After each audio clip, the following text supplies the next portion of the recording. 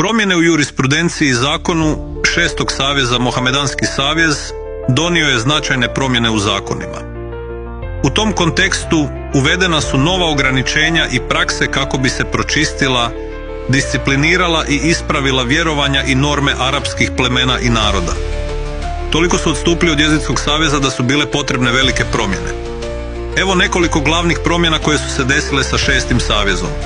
Prva promjena smjera molitve, kibla, koja je bila uspostavljena za vrijeme mozaitskih i jezuitskih saveza od hrama u Jerusalimu do Meke. Vidimo mi kako sa žudnjom bacaš pogled prema nebu. I mi ćemo sigurno učiniti da se okrećeš prema strani koji ti želiš. Okreni zato lice svoje prema časnome hramu.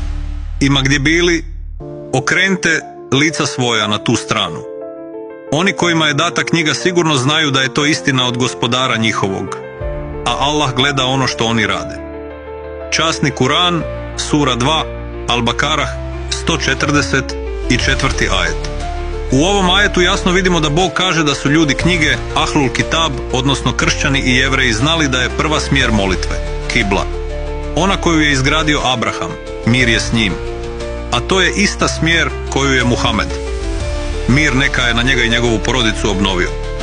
Dakle, u suštini Muhamed, mir neka je s njim i njegovom porodicom, je preokrenuo smjer molitve u Šestom savezu u istu smjer koja je postojala u Trećem savezu, Abrahamovom savezu.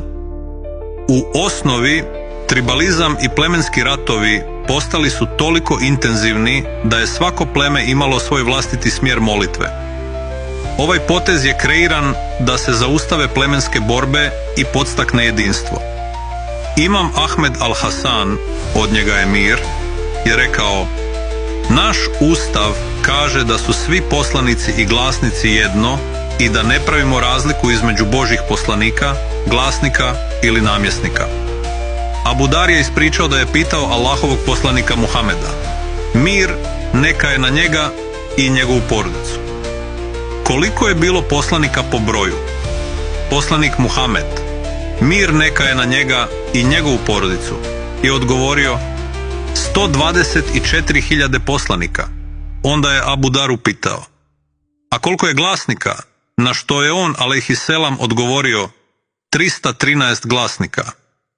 12 imama, od njih je mir, su rekli: kada se imam Mehdi pojavi, on neće imati jasnijeg neprijatelja od vjerskih učenjaka i iz tog razloga su on i mač braća, jer da nije mača, vjerski učenjaci bi izdali dekrete da on bude ubijen, ali Bog čini da se pojavi sa mačem i velikodušnošću i ljubaznošću kako bi mu se mogli pokoravati i bojati ga se i prihvatiti njegov sud, zakon, a bez verovanja, imana, da u njega poveruju, odnosno u svojim srcima drže suprotno vjerovanju.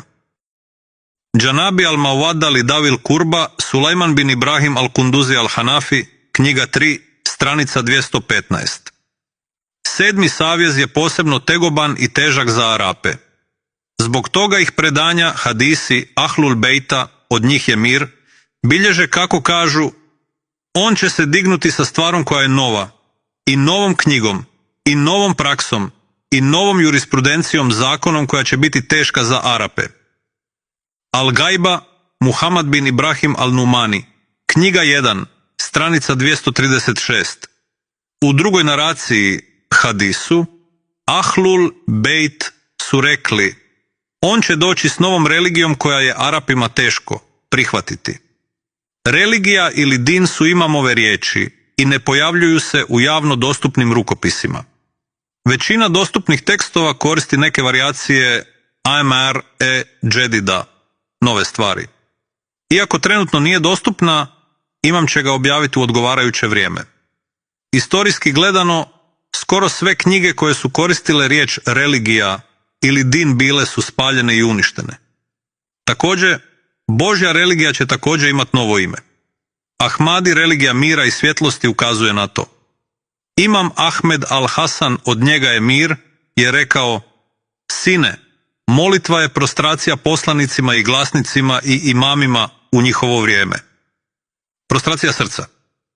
Molitva je dova.